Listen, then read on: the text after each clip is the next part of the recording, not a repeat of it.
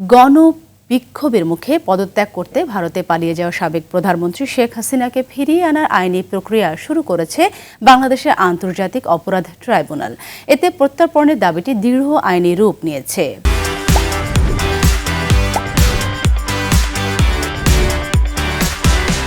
প্রশ্ন উঠেছে, ভারত হাসিনাকে ফেরত দেবে কিনা। এ নিয়ে ভারতের হিন্দুস্তান টাইমসের এক প্রতিবেদন বলছে, ঢাকা চাইলে শেখ হাসিনাকে ফিরিয়ে দিতে পারে দিল্লি। প্রতিবেদনে বলা হয়েছে, প্রত্যর্পণের ক্ষেত্রে আইনি ভিত্তি হিসেবে কাজ করবে ভারত বাংলাদেশ প্রত্যর্পণ চুক্তি।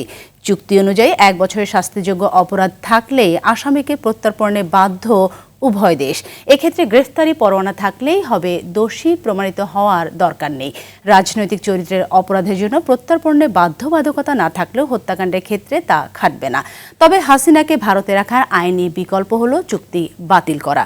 ঢাকা দিল্লির সম্পর্ক উত্তপ্ত করার ঝুঁকি ভারত নেবে কিনা সেটি এখন দেখার বিষয়।